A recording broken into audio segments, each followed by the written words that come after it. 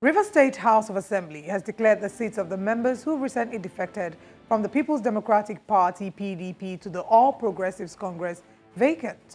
The four-member assembly, led by factional Speaker Edison Ehie, loyal to the state governor, yesterday said that the decision to declare the states vacant was in line with the Constitution of the Federal Republic of Nigeria 1999 as amended, and called on the Independent National Electoral Commission to conduct fresh elections within the time frame provided by the law to fill the positions.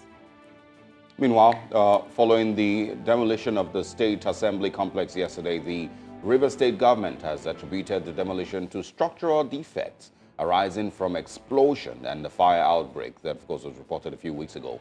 The State Commissioner for Information, Joseph Johnson, said the fire incident rendered the building unfit for human use, saying that there were visible cracks in the walls and the entire structure looked frail and unsafe for legislative business. This was as Governor Siminalayi Fubara presented the 800 billion naira 2024 budget estimates to the Edison Ehie-led group at the Government House.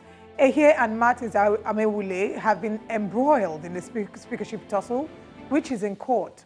The presentation of the budget was held at a hall in the Government House, apparently due to the demolition of the State Assembly complex. This morning, we're joined live from River State by our correspondent, Niyi Omoniyi. Good morning, Niyi. Hope you're well. What's going on in River State this morning? We've seen all the drama, but give us a live update on what's going on exactly.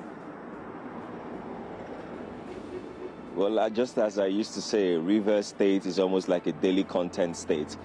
You know, every day things happen, and every day you keep seeing things develop. When you don't even expect something to happen, then you see expectations being reached and even stretched beyond measures. Now, we do know that yesterday the demolition of the State House of Assembly began. As at late evening yesterday, at about 6, the demolition was still ongoing. We plan to confirm this morning if the demolition had been completed or if it's still ongoing. But we know that the roads leading to the State House of Assembly has also been barricaded. Now, for the fracas between the former governor and the current governor, Fubara, they've not personally come out to say that this is the issue. But what we've been able to hear on the street is that it's caused by a farm that was actually initiated by Governor Amechi, the former governor of the state, and Wike does not want that farm resuscitated. And Fubara wants that farm up and running because it's going to give employment to about 12,000 youths. Now, there are a lot of rancor about this, but let me focus on the State House of Assembly. We do know that 27 lawmakers defected from PDP to APC.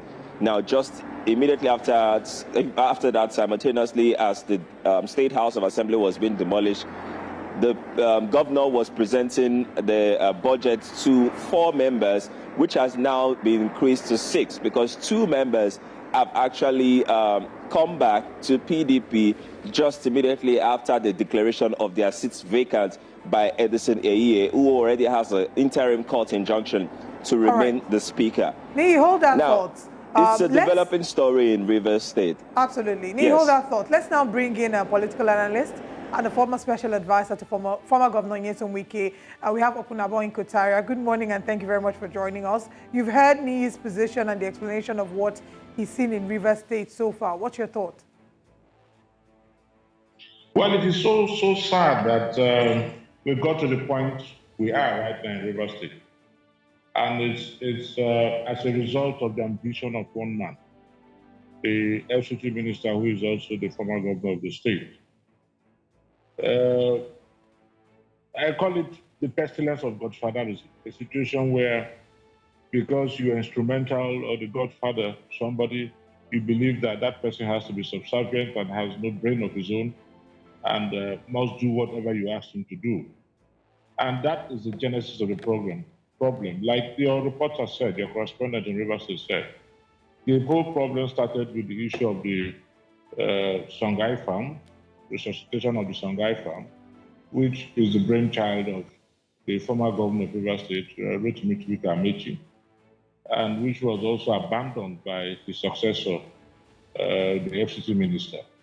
You know, that farm was meant to provide jobs. It had so many advantages. One, it was going to provide jobs. Two, it was also going to generate funds for the state. But because it is a brainchild of Rotimi Amechi, who became the foe, once friend and later foe, the governor, the former governor, who is now the FCT minister, decided to abandon that farm, notwithstanding the benefits to Rivers State and to Rivers people.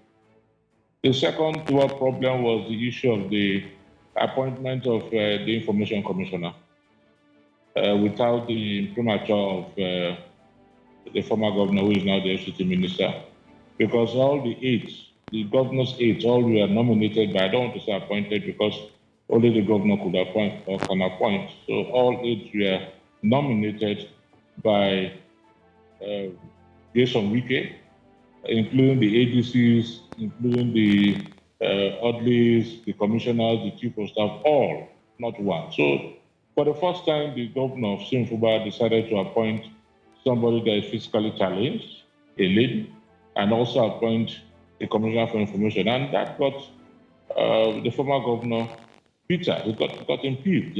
How dare you do that without my consent? And the governor stood his grounds. It was as if, yes, I've been loyal to you enough, but also let us keep politics aside and now concentrate on government. The Songhai farm is going to be very helpful to Rivers State. The appointments, these persons merited these appointments and I had to appoint them. Every other thing you wanted, up to my PAs, are all appointed by you. Don't also forget that when it came to signing of mandates, you needed the consent. In fact, the Rivers State governor at the point was described as PA to Jason Wike, even as a governor of the state. Because when it came to consent, he had to drive down to the residence of, and that was why Wike was always in Port Harcourt. He had to drive down to the residence of Wike to get the approval before signing a mandate. We're talking of a governor. Wike was still flying the state jet, which was meant for the governor alone, and the governor was banned from even going to Abuja. If you recall, when we had the National Council of States meeting and so the deputy governor was not represented. He was also banned from going to Abuja, so that he was not going to mingle with his fellow governors and they are not going to advise him against the hold the Wike had on him. So these were all the plans. And don't forget that when a man is pushed to the wall, he bounces back with redoubled effort. The governor was asphyxiating. He was really asphyxiating. And apart from that, the economy was thrombosing because nothing could take place. Wike was not somebody, people say, oh, he did a lot in Rivers. And I said, what? Wike was not somebody that was really interested in the growth of the state. He was really interested in his pockets. And I have situations to bolster my claim. Many people say, what are the flyovers? What flyovers? Flyovers were erected where they were not even necessary in most cases, just because you're going to make money. And even though the Rivers would have worked for the budget, they were given 750 naira a day, which was below the 30,000 naira a month. And when they protested, 2 died. When the environmental commissioner, the commissioner for environment, questioned Julius, if you come to Rivers State, any slight rain, the place is flooded. When he questioned the Julius for the EIA, immediately he was sacked for daring to question Julius. But now the whole state, any slight rain, the state is flooded. This is unlike Rivers State. All right, Mr. Ngotariam. Yes. Yeah, because we need to cover as much as possible in the interest of time. Let's now also quickly talk about, you worked with Nyesom Wike, so you know him better than we should. But let's also talk about the defections. We're going to come back and talk about the demolition, but let's talk about the defections and get your thoughts on these 27 who have defected to the APC. Even if Nyesom Wike is not an APC member, still a PDP member. But 27 have defected to the APC. There are reports that 2 of them ran back, as of yesterday.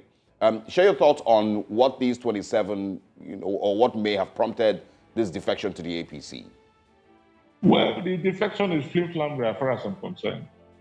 It's absolute nonsense. You see, what Wike is trying to do is just to ingratiate himself with the president. And so, in his own thought, once they defect to APC, the president will be very happy with the development. And we'll say, okay, now Rivers State is now APC. But for a president, whether you're APC, whether you're PDP, whether you're Labour, it doesn't matter. It shouldn't matter to you because you're the father of the nation. And your leadership should be born upon the talk of truth, candor, neutrality, and pacifying logic. You have to ensure that you have justice in every state of the nation, because you're the father as president. You're no longer partisan. So if he feels that, well, let these other persons go too, because he knows too well that his dance is a dance, it's a macabre dance at the theater of Thailand with the crazy spin of lunacy. He's lost from the onset. Abination, no Rivers man will support use of wicked, apart from some compromised elders for pecuniary gains. So he knows that he has lost. So the best way to congratulate himself is to ask these legislators to defect. That is number one. So that to an extent it's just going to quieten the president.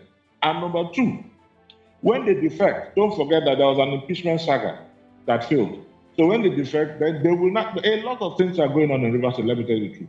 The whole essence is to ensure that the speaker, or the former speaker, because the court has said Edison is the speaker, so that the former speaker will eventually emerge as the governor of Rivers State.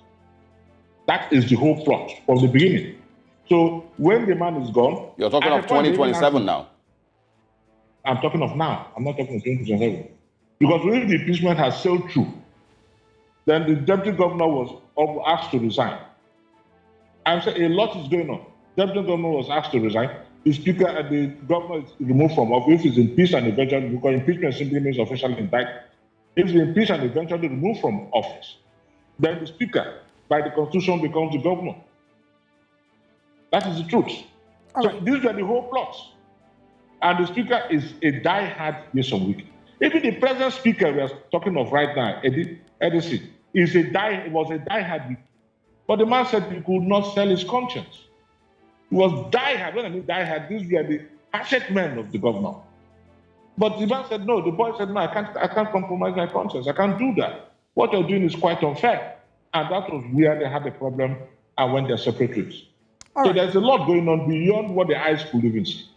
Now let's talk about let's head back to our live reporter. We have Niyi Omoniyi, who's live in Rivers State. Niyi, we'd like you to give us details about the demolition. Part of what we're seeing is that Rivers State has said that the reason for the demolition is because after the attack on the House of Assembly, they've checked the integrity of the building and have been given reports. They've been given expert advice to pull down the building. Is that what the situation is, and what exactly is on ground? Certainly not, Oli, from my own perspective and from observation. But before I quickly talk about that, I'd like to quickly touch base with what the guests mentioned as to the fact that loyalists of Wike, even in Rivers now, are getting concerned and they're turning away from his actions. And we can state categorically that even people here, residents, are beginning to say that Wike has done nothing done for himself. I was shown his residence in Rivers State is like an estate. The last time we were here, there was a mall that said he owns, and now that we are back here, there are 4 more branches of those mall, even bigger and better. And all those things, the residents have said, has he not taken enough? Has he not gotten enough? Why can't he let Fubara now really do what he's supposed to do and release the leash on him? Now, back to the demolition.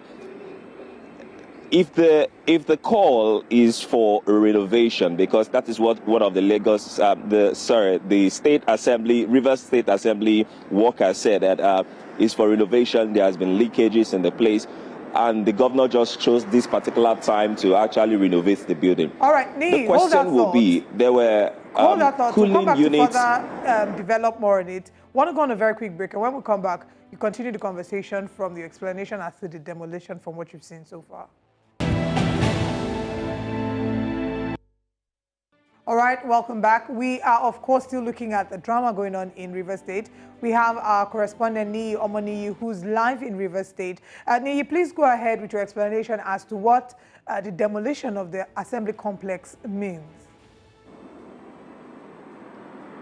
Yeah, one fact is clear. The hallowed chamber is no more hallowed because it's now destroyed and it has become an open field, practically. We do know that about 6 weeks ago, the building was set on fire. The Alo Chamber area particularly was set on fire. And this is one of the reasons the governor has given, the office of the governor has given for the demolition, that the structure has actually failed integrity test. And some are saying it's even due for renovation. That's what some are also saying. But one thing that is concerning is, if it is due for renovation, Why destroy things that could still be salvaged from those places and used when the building has been renovated? Things like the expensive cooling units, the furnitures, and so many other, even official structures, offices that were not affected by the fire.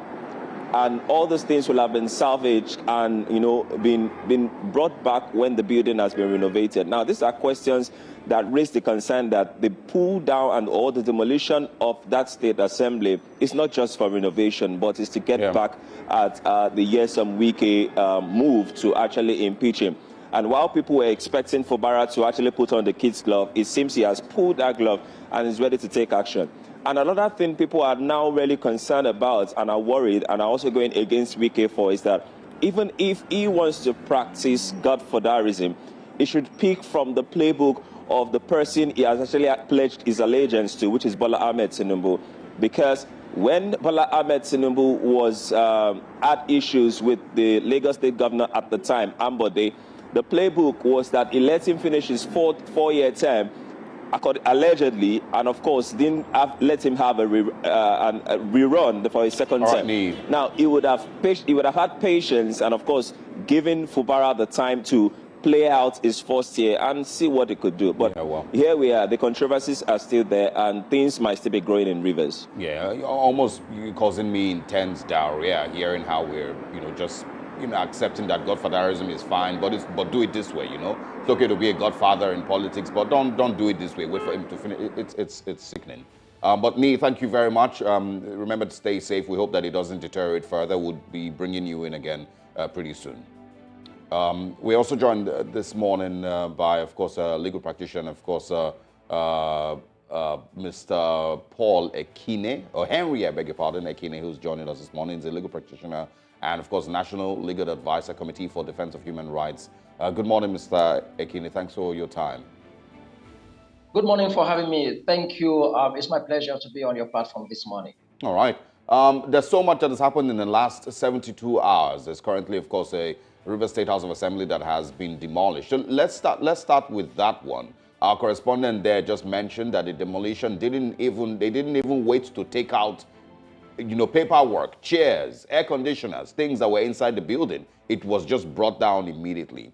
There's no clarity as to whether there is a budget for a new State House of Assembly before this demolition took place. So there's so many questions that need to be answered. But let's get your thoughts on Governor Fubara, who claims, from what the story says, that he's fighting for the people of Rivers State to free them from godfatherism and the likes, but goes on to, of course, sanction an act like this. What are your thoughts on this demolition? Yes, it is a mix of thoughts here, really. What your correspondent has actually said is what is on the lips and then around the streets in Port Harcourt is a mixed reaction. There have been justifications for that demolition, and then there have also been condemnations. Now, my position is a mix of both. I do know personally that the River State House of Assembly, the complex, I've gone there for some public hearings, and I've also gone there for some petitions that were made to the Public Petitions Committee. And then I've had concern, just like I've also had when I had my visits to the State Secretariat, that these are facilities that actually required very expansive renovations or rehabilitation. That's on the one hand. That's to say that there are reasons perhaps to embark on very extensive renovation of the complex or the House of Assembly complex. It's dilapidating, it is failing, no doubt, but considering the circumstance and then the context in this skirmish between the legislature and the executive, and then the manner that this has been executed yesterday, we raise the fundamental questions as to what's the motive.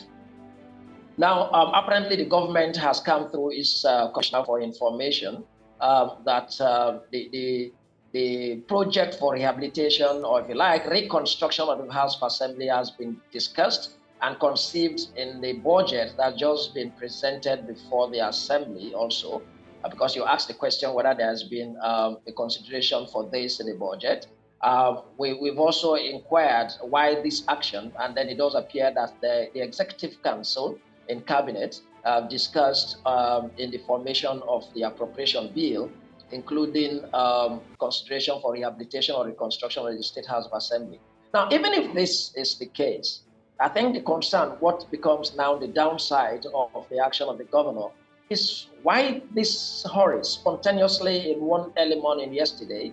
I was stunned myself. I was in the court complex, and then when colleagues were discussing, and then because the House of Assembly is close to the court complex, and they were like, demolition was going on.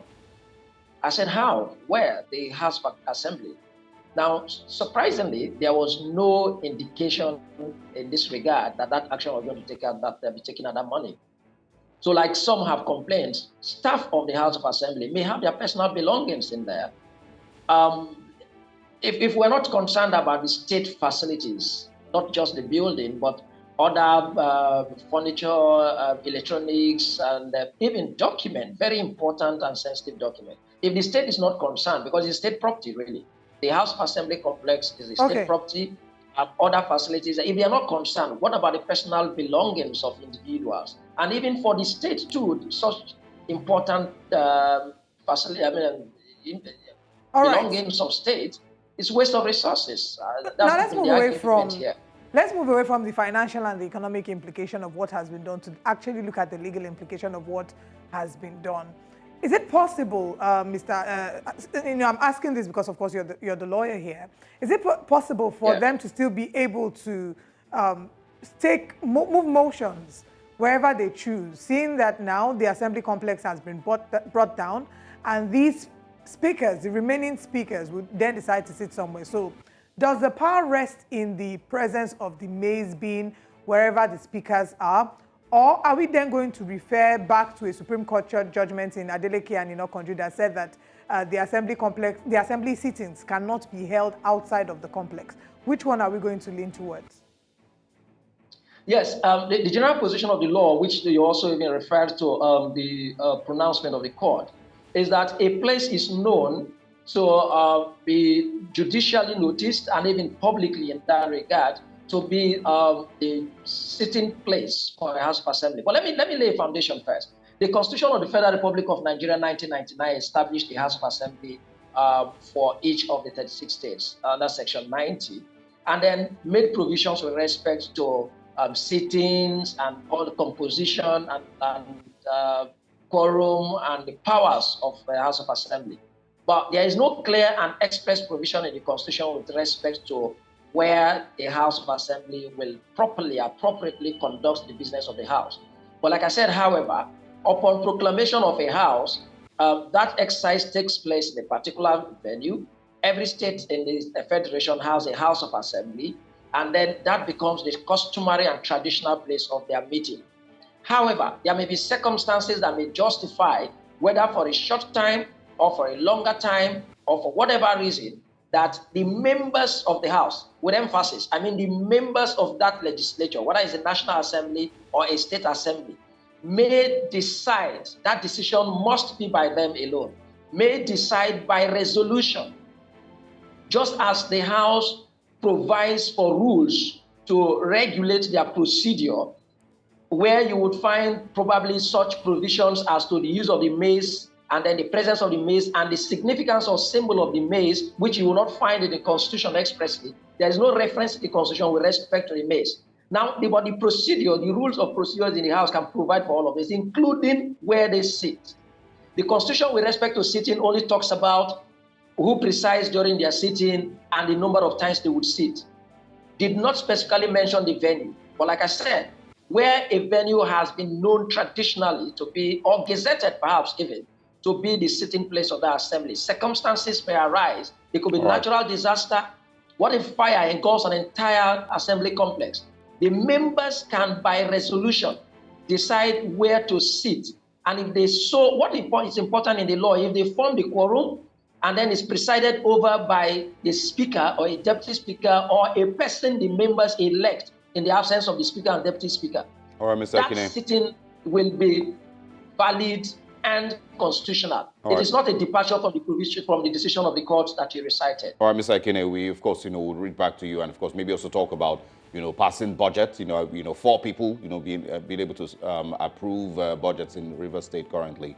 Let's go back to Mr. Inko Taria. I did see a video yesterday, I don't know if you've seen it, of Asari Dokubo also, crying out and saying, of course, that the Ijaw people currently are seeing that, Nigeria as it currently stands is the worst that it's ever been, and of course, talking, negatively about the Bola Tinubu administration. Let's get your thoughts on political leadership in Rivers State, the angle that Asari Dokubo is also coming from, and what other things might be playing out in the background that we're not seeing. Well, I did not watch that video, so I'm not aware of it. And if I say I'm allowed to talk, then I'll be pontificating. I did not. But there's one important point I want to raise, rather. Don't forget that the court said the House of Assembly is not habitable. It must be demolished. That is number one. Now, when Nyesom Wike was commissioning the House of Assembly building, residential complex, and he was asked to please renovate, he said on tape that that building, that structure was built by the legislative arm, a veiled reference to Rotimi Amaechi, and so he was not going to renovate that building. So when you talk of integrity testing, it didn't start yesterday. Nyesom Wike was a governor when he refused. It's on tape that he was not going to renovate that building, that the legislature should go ahead and renovate their own building. So what do you expect the governor to do? When he demolished the building, it's immaterial. He probably would have demolished that building so that he will expedite action on the reconstruction. Maybe within a few months, like he said, the commissioner from Rivers said, very soon, they'll have a new House of Assembly complex. So when he demolishes, it's immaterial. The question is, because if somebody had died in there, or when he was presenting a budget, so the building had collapsed, they would have said he disobeyed court orders. The blame would have been on him. So the fact is, the court has said demolish. Nyesom Wike said he was not going to renovate when he was a governor. And experts have told him that that building is also not habitable because based on their findings, what do you expect the governor to do? To demolish. It's so sad that we're going to spend taxpayers' money on that. But probably if Nyesom Wike had done what he was asked to do, we would have gotten to the stage that we are right now. So are you saying that you understand? Yes. Are you saying that you understand and you maybe support the demolition? The demolition? Yes. The reasons advanced are due so that demolition is legitimate. They are legitimate. The reasons are legitimate. The court has said it lacks integrity test.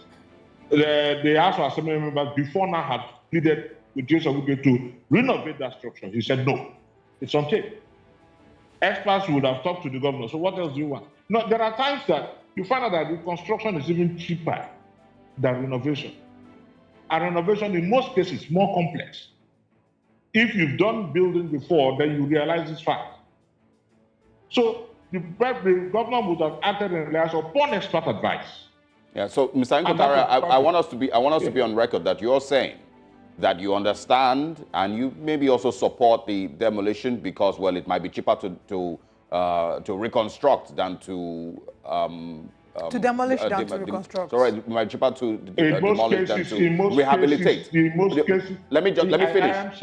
Let me finish. Hold on, Mr. Inko Taria. What you're saying is that you understand, that it might be easier to reconstruct than to refurbish, and bear in mind that this demolition we're talking about has property, air conditioners, paperwork, chairs, every single thing inside the building while it was being demolished. So what you're saying is that you understand that if we choose to demolish, God forbid, New Central today, that it's okay that we bring big equipment and knock everything down, including the cameras and the tables and maybe, staff inside, and and we're good with that. Is that what you're saying? I also asked a simple question: who told you that most of those things were not removed from the building? That's the report. Has anybody come out to say he lost one thing? I mean, but every person who's been there.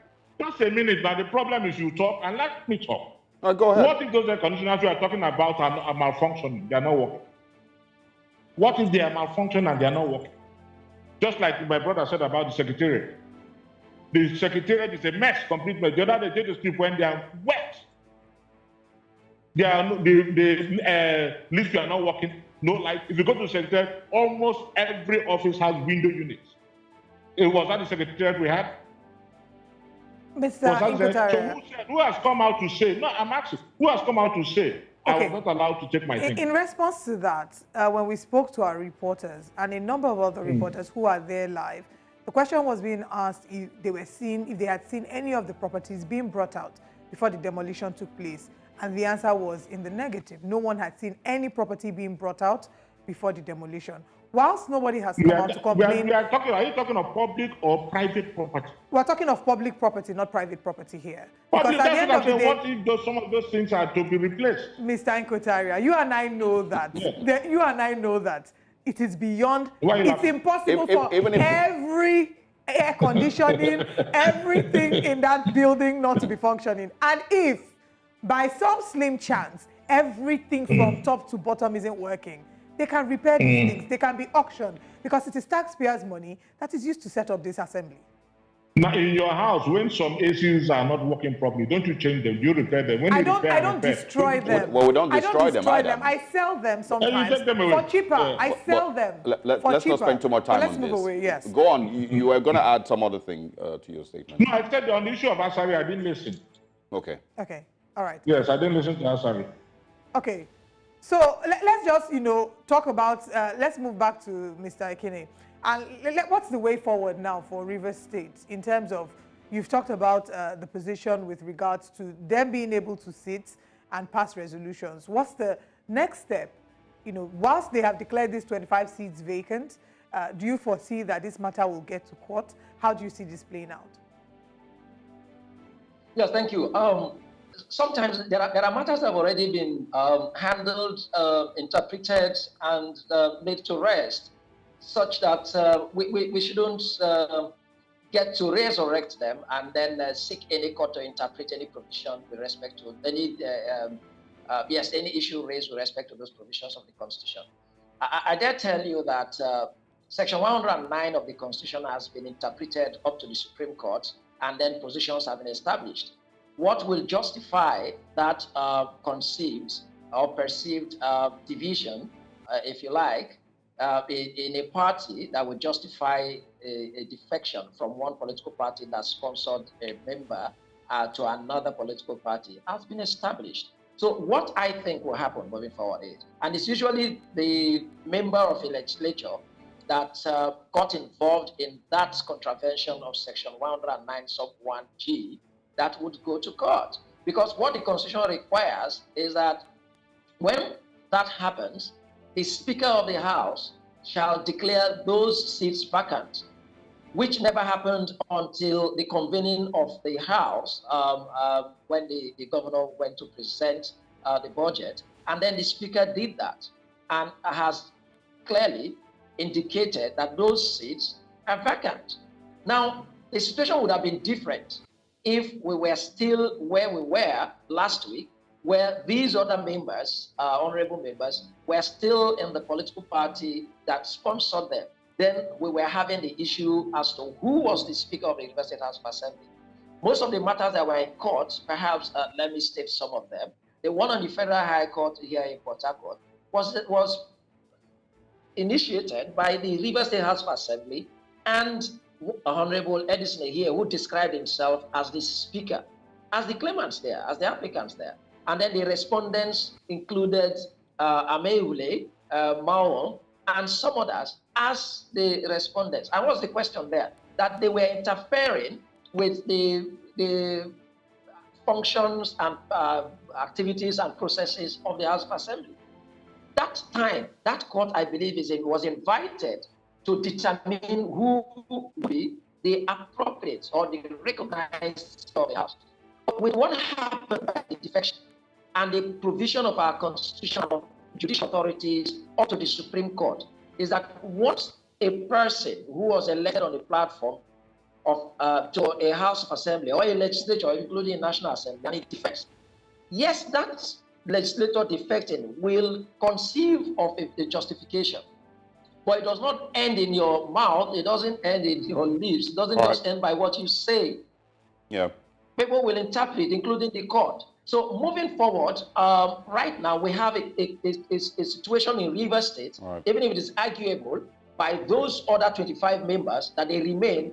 But what for the members who profess to constitute the membership of the House now, that they are 4 or 6 as the case may be. I hear 2 others who were on the side have come to join the Edison here.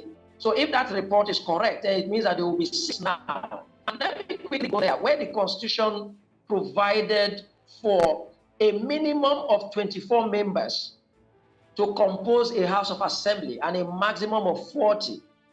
That is in respect to the formation of a house. All right, Mr. Ekene, not whilst because the of time, term of the House continues. Yes. Yeah, because of time, we need to, wrap up the conversation. Nkotara, I'm going to quickly come back to you. If you can squeeze your thoughts in a minute, I want your thoughts on political, the other levels of political leadership or traditional leadership in River State. What are they doing while their state is being brought to the ground with these, battles between 2 governors, or well, former governor and the current governor? What are they saying? It is quite unfortunate that most of our elders are compromised. Most of them are compromised. But a lot of them are having a rethink now because of the level of the crisis, with the stage we've gotten into. And there's so much panic, so much fear, because our engine is overheated, anything can happen. We are approaching apocalyptic dimension. So if nothing is done, then definitely the state will be consumed in one inferno or the other. So some are having that fear and probably retracing their steps. But before now, the elders came out to ask Governor Fubara to apologize to former Governor Yusuf. It was on tape as well, And the traditional rulers, most of them were secretly visiting former Governor Yusuf in Abuja. This much we know, because when they had a traditional council meeting recently, the chairman of the Traditional Council came out openly and apologized and said they were all with Wike right now. What does that mean? They have repented of their sins. That's the whole meaning of that. So it is incumbent, but the fact is they cannot really play any role in the resolution of the conflict. The best we can get is management of the conflict and not resolution. The only person that can intervene in our crisis is the president, because Yusuf Wike is a minister in his cabinet.